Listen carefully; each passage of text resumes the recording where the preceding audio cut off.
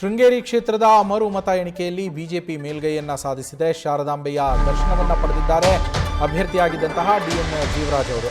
ಶೃಂಗೇರಿ ಶಾರದಾ ಮಠಕ್ಕೆ ಭೇಟಿಯನ್ನ ನೀಡಿ ದರ್ಶನವನ್ನ ಪಡೆದು ಬಂದಿದ್ದಾರೆ ಜೀವರಾಜ್ ಅವರು. ಅಂಚೆ ಮತಗಳಲ್ಲಿ ಸದ್ಯ ಅವರಿಗೆ 52 ಮತಗಳ ಮುನ್ನಡೆ ಸಿಕ್ಕಿರುವಂಥದ್ದು. ಡಿಎನ್ ಜೀವರಾಜ್ ಅವರಿಗೆ ಬಿಜೆಪಿ ಅಭ್ಯರ್ಥಿಯಾಗಿದ್ದರು. ಈ ಹಿಂದೆ ಮತ ಎಣಿಕೆ ನಡೆದಂತಹ ಸಂದರ್ಭದಲ್ಲಿ ಅವರು ಪರಾಜಿತ ಅಭ್ಯರ್ಥಿ ಅಂತೇಳಿ ಆಗ ಘೋಷಣೆ ಆಗಿರುತ್ತೆ. ಟಿಎನ್ ರಾಜೇಗೌಡರು ಗೆದ್ದಿರ್ತಾರೆ ಆ ಸಂದರ್ಭದಲ್ಲಿ. ಇದೀಗ ಜೀವರಾಜ್ ಅವರಿಗೆ 52 ಮತಗಳ ಮುನ್ನಡೆ ಸಿಕ್ಕಿರುವಂಥದ್ದು ಮರು ಮತ ಎಣಿಕೆಯಲ್ಲಿ. ಈ ಮುನ್ನಡೆಯ ಬೆನ್ನಲ್ಲೇ ದೇವಿಯ ದರ್ಶನವನ್ನು ಪಡೆದಿದ್ದಾರೆ, ಶಾರದಾಂಬೆಯ ದರ್ಶನವನ್ನು. ಈ ಸಂದರ್ಭದಲ್ಲಿ ದೇವಸ್ಥಾನದ ಸಮೀಪದಲ್ಲೇ ಕಾರ್ಯಕರ್ತರು ಕೂಡ ಅವರಿಗೆ ಅಭಿನಂದನೆಗಳನ್ನು ಸಲ್ಲಿಸಿರುವಂಥದ್ದು.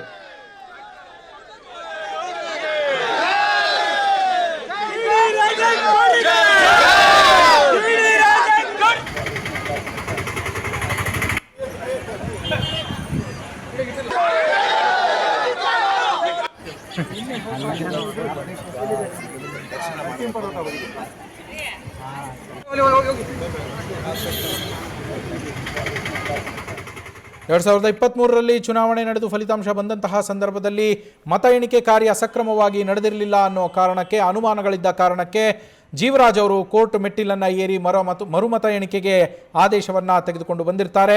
ಆ ಆದೇಶ ಬಂದ ನಂತರ ಇವತ್ತು ನಡೆದಂತಹ ಮರುಮತ ಎಣಿಕೆಯಲ್ಲಿ, ನಿನ್ನೆ ನಡೆದಂತಹ ಮರುಮತ ಎಣಿಕೆಯಲ್ಲಿ ತಡರಾತ್ರಿ 1 ಗಂಟೆಯ ಸುಮಾರಿಗೆ ಮಾಹಿತಿ ಹೊರಬೀಳುವಂಥದ್ದು. ಜೀವರಾಜ್ ಅವರು 52 ಮತಗಳಿಂದ ಮುನ್ನಡೆಯನ್ನು ಹೊಂದಿದ್ದಾರೆ ಅನ್ನುವ ಕಾರಣಕ್ಕೆ ಈ ಹಿನ್ನೆಲೆಯಲ್ಲಿ ಈ ಸಂಭ್ರಮಾಚರಣೆ ಮಾಡಲಾಗಿರುತ್ತದೆ. ನ್ಯೂಸ್ ಫಸ್ಟ್, ನಿರ್ಭೀತಿಯಿಂದ ನಿಮ್ಮ ಪರವಾಗಿ.